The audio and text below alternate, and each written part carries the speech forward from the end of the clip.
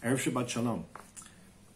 This week we have another double parsha, BeHar Behoqotai, and I want to actually highlight a nuance in one of the parshiot in BeHar, which normally does not receive the kind of attention that I think it deserves.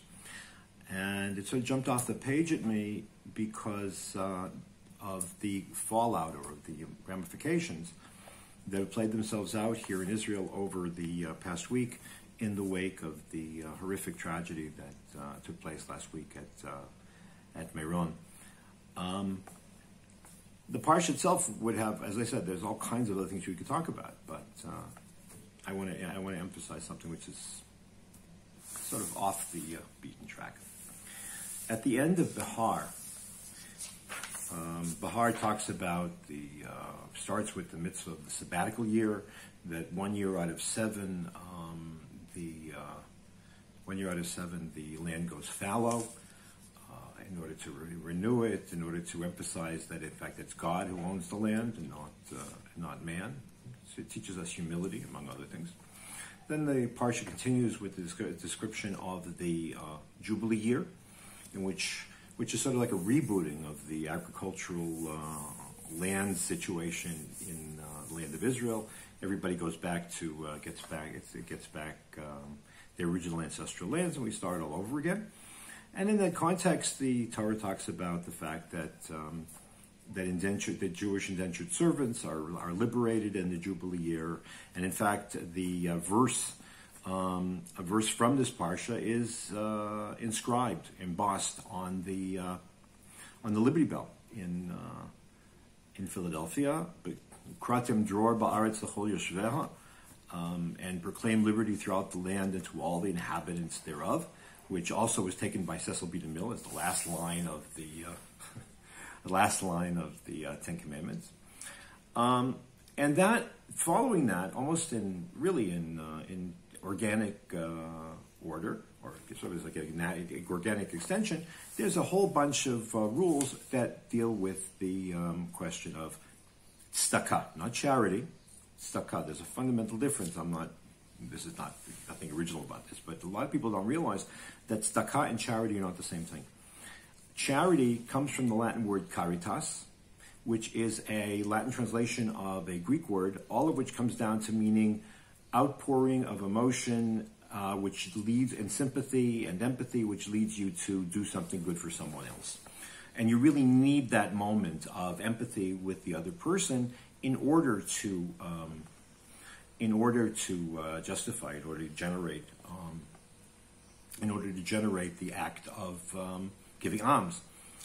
The word tzedakah means that it's justice. In other words, it is a just thing. The Torah commands you that you have to give tzedakah. It comes down to what my late mother-in-law would say, that if a person puts their hand out, you put in money. I mean, it doesn't matter how much money is another story, but you give. And that distinction is very, very important, because tzedakah is not a purely subjective thing. If you see somebody else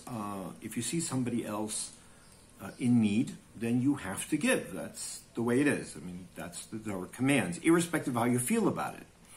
Now, that is true, but it's also true that tzedakah, if it's properly undertaken, if support and help is properly done, then they are a result, or they is a result of identification, of emotional identification, and a sense of individual, a sense of mutual responsibility and bonds of affection.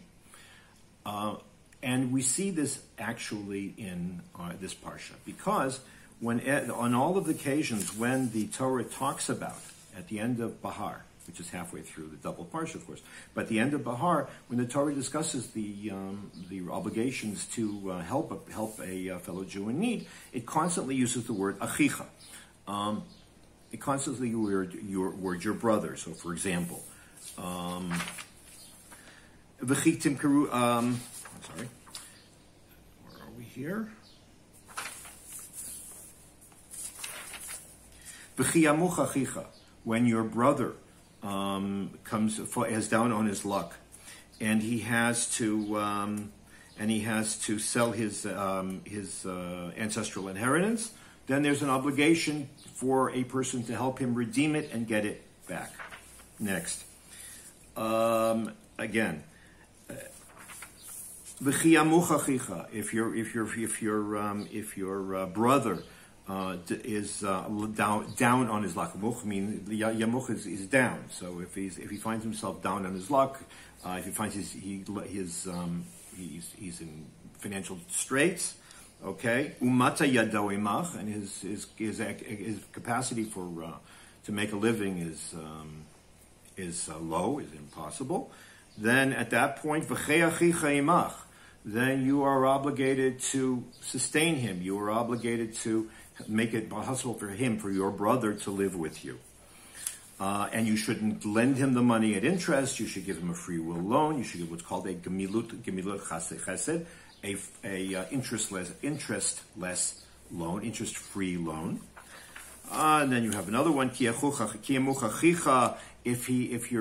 your fellow man becomes, if your brother becomes down on his luck, he has no money, and he sells himself to you, he indentures himself to you as a servant. The Torah goes on and talks about how you should treat him, but you should pick up his option because he needs to make a living, and on and on and on and on and on. Everything is achicha, achicha, achicha. So Rabbi Soloveitchik, on a number of occasions, pointed out that the word for fellow or human being or friend, there are many, many words in Hebrew, or a number of different words in Hebrew for friend. One of them is re'ah, and one of them is chaver. And even within chaverut, within friendship, that's the normal word that we use, there are different levels. There are occasional friends, and there are occasional friends, and there are lifelong friends. And then the Rambam says the highest level is chaver l'deya, when a person who really, that you have the same values and you have the same ideals and you share the same vision. That's the strongest kind of friendship. And then there's Yedid, which is a really intimate friendship. We always say Yedid usually comes together with Yedid Nefesh, a beloved friend, a soulmate.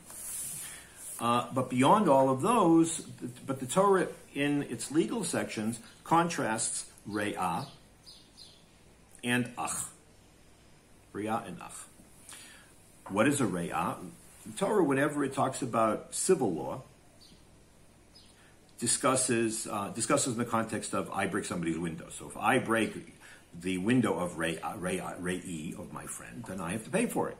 What actually obligates me is the fact that I caused somebody else damage. That's a matter of civility. That's a matter of two people have to live in the same country. If you've hurt them, if you've injured them, if you caused damage, then you have to pay for it.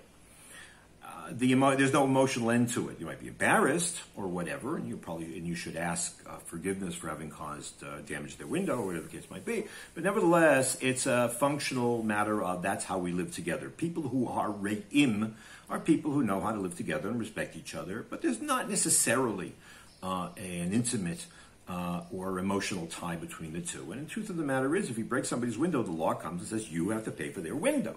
That's you don't need rocket science to do that. The cases here in our parsha, where we talk about supporting somebody else, are of a whole different order.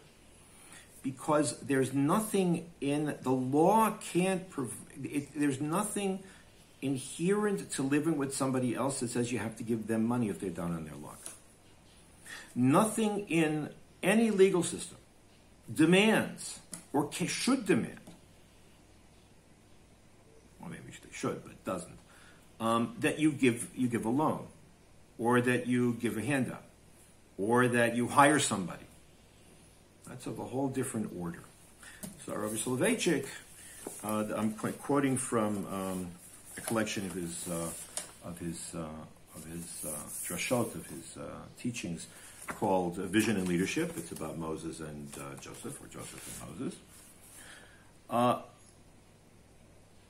He writes as follows: As long as one is cognizant of the existence of others, one is characterized as a reya, an acquaintance or a neighbor, a person with whom you have to live. But the very instant that one begins to perceive another, not just to know him, but to feel his existence, experience his joys and frustrations, agonies and hopes, one turns from a reya into an ach, a brother.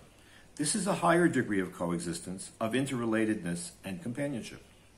Brothers are united by existential bonds, one destiny, one memory. The precepts of tzedakah and gemilut chasadim. Tzedakah is generally money. Gemilut chasadim is when you actually physically do something for someone.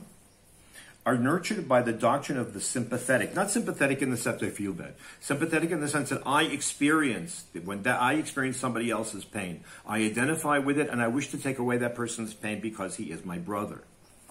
Brotherly open existence. In speaking of tzedakah, and that's what we're talking about in our parsha, the Torah constantly employs the term ach, not reya. On the other hand, when the Torah speaks about civil law, not to inflict harm on someone, it employs the term reya.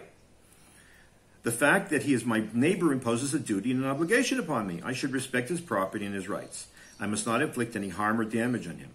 But this does not entitle the reya to my support, that I should share his troubles and be helpful to him in times of need. For that, the bond of reya is too weak.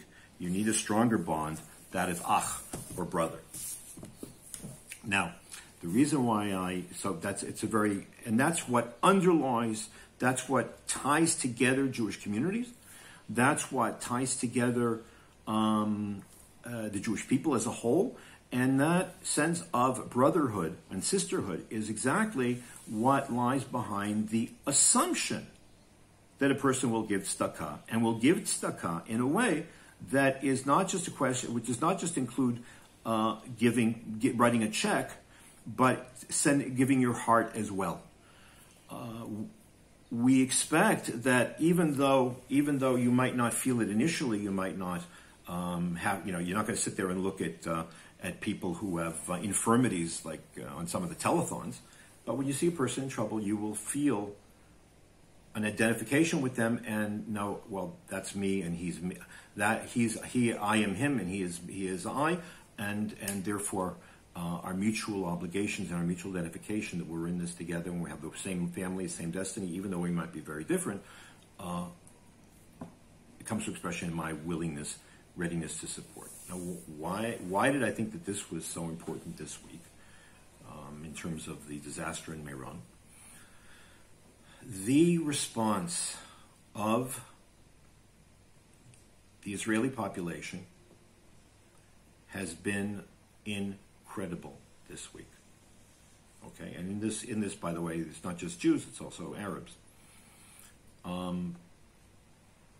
The sight of caring, the type of drawing together, which were a daily, hourly sight throughout the country, has been amazing. People throughout the country all of a sudden stood up in line for hours to donate blood for the wounded.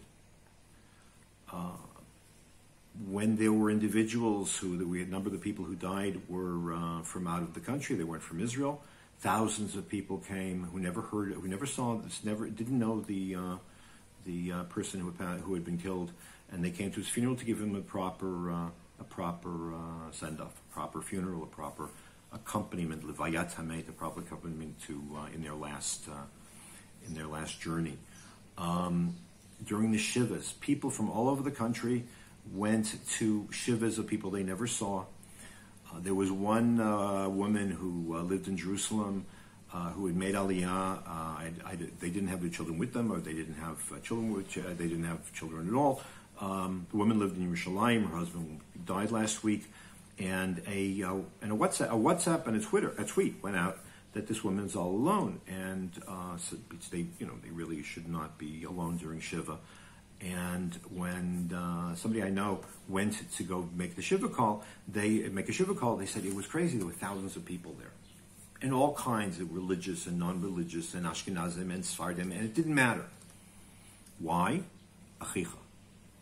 Nobody forced them. In fact, Yes, they were asked, but there was this sort of expectation. This is what you do with a brother and a sister. Those what Lincoln once called the mythic bonds, or mystic bonds, that tie hearts together. It's from Lincoln's. I'm referring to Lincoln's second inaugural. Were everywhere in evidence,